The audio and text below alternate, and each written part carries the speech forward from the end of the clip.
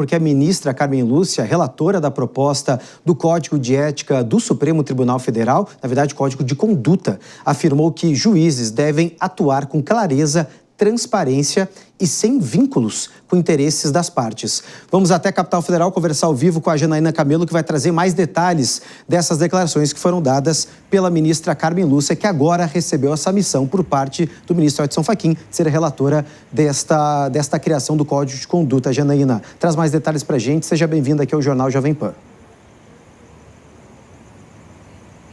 Muito boa noite, Cássius. É isso mesmo, declaração de há pouco, viu, da ministra Carmen Lúcia. Ela fez isso durante a sessão de abertura do Judiciário lá no TSE, no Tribunal Superior Eleitoral. Horas depois dela ser anunciada publicamente pelo ministro Edson Fachin, presidente aqui do STF, a relatora dessa proposta da criação de um Código de Conduta, né? E ela diz que esse ano é um ano muito específico por ser ano eleitoral e que, então, exige muito mais rigor na condução dos ministros, dos juízes, na atuação deles, uma atuação mais ética, segundo ela, mais honesta nos processos, especificamente com relação a processos na justiça eleitoral. E ela disse que a legitimidade da justiça é questão de confiança por parte do cidadão. Ela escreveu, ela disse exatamente assim, Cássio, ela exigiu uma atuação honesta, independente de pressões ou influências. Uma justiça imparcial nesse ano foi o que a ministra exigiu durante essa declaração na abertura do Judiciário Eleitoral. A gente separou exatamente esse trecho para ouvir agora. É imperativo ético que todos os comportamentos públicos e particulares não suscitem dúvidas sobre as práticas decisórias que se haverão de tomar. Quer porque os escritórios de advocacia, por elas e eles integrados, continuam a legitimamente atuar, mas não podem ser confundidos com a judicatura, quer porque o que recai sobre o julgamento compromete a confiança que cidadãs e cidadãos têm o direito de manter nas decisões judiciais. Não se há de permitir que a descrença cívica acometa as instituições judiciais, pelas quais tanto se lutou na defesa da democracia. Não há democracia sem poder judiciário independente e imparcial. A ministra Carmen Lúcia, presidente do TSE, também disse o seguinte, Cássio, que os juízes devem saber que a transgressão aos princípios é prática inconstitucional, ilegal e injusta com a cidadania. E você? Perfeito, Janaína. Obrigado pelas informações. Já a gente volta a conversar um pouquinho mais, porque eu quero repercutir essas falas da ministra Carmen Lúcia com a Dora Kramer. Dora, quero te ouvir porque é um assunto extremamente espinhoso, um assunto sensível que, de certa forma, dividiu um pouco alguns ministros do STF, alguns até gostariam de votar esse ano, outros querem esticar um pouquinho mais devido a um ano eleitoral. Mas Edson Fachin, no seu discurso hoje, deu sinal verde para a criação do Código de Conduta.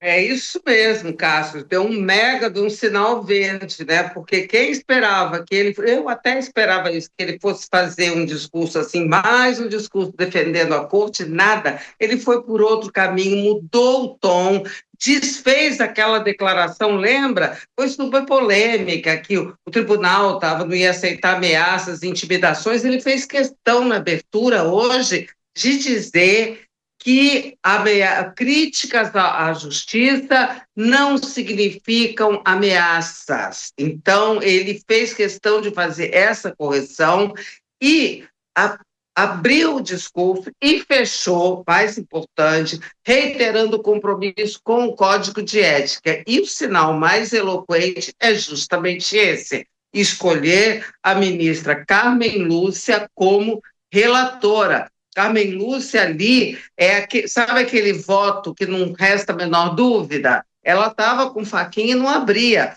Os outros têm ali uma divisão que a gente não sabe, mais ou menos até que a gente sabe quem é contra, quem é a favor, mas a ministra Carmen Lúcia não resta a menor dúvida. Menino, vai ser difícil ter homem dentro daquele tribunal para refutar a condução que a ministra Carmen Lúcia vai dar a esse Código de Ética. Achei que foi um lance, assim, do ministro Fachin, muito direcionado a isso que você chama corretamente, na minha opinião, de sinal verde. Ele também deixou muito claro que não vai ceder aquela história de que não pode discutir Código de Conduta agora, porque é o ano eleitoral, afinal de contas, conversa. O que o Fachin disse ali, espremendo aquele discurso todo, que ele chamou também os outros poderes a cuidar do equilíbrio institucional,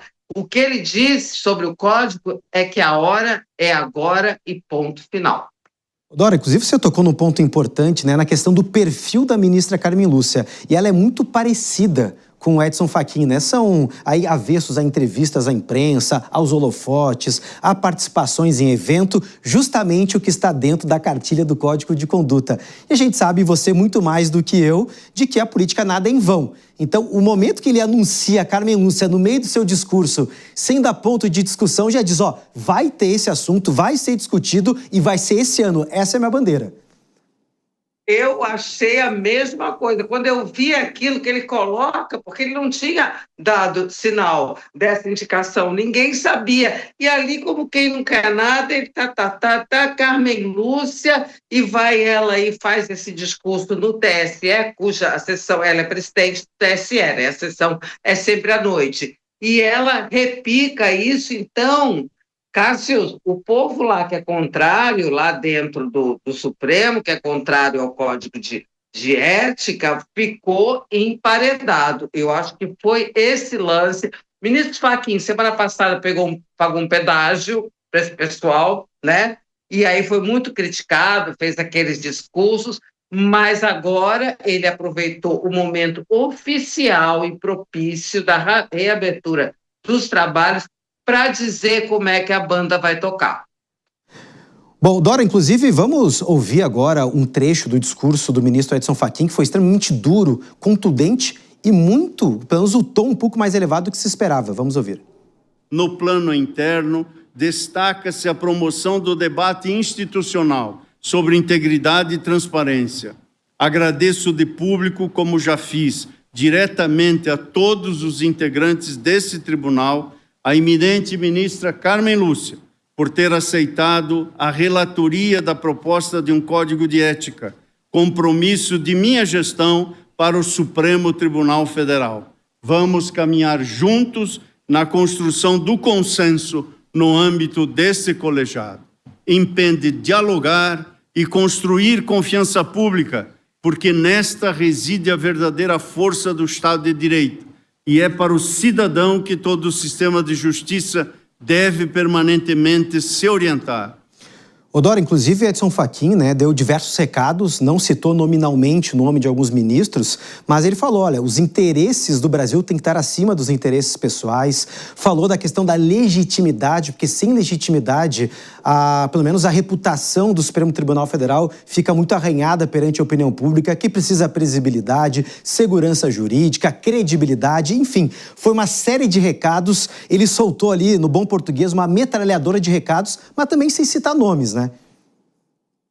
Era o que faltava também, mas nem precisava, vai. Ô, Cássio, vamos aqui falar sinceramente, né? E ele falou, tem mais uma frase, quando ele diz assim, cada um é responsável por suas escolhas, ou seja, amigos, eu não tenho nada a ver com condutas inadequadas, cada um é responsável, pediu ponderação, pediu autocorreção também dos outros poderes, achei importante isso, ele diz, o Supremo ficou no centro, é verdade, mas ele não diz com essas palavras, é a interpretação minha, ficou ao centro porque os outros poderes também abriram espaço para isso, né? Então, ele fez um chamamento geral ao equilíbrio, ele usa, quer ver? Tá aqui, ó. E temos um encontro marcado, ele diz que o Brasil tem um encontro marcado com a melhoria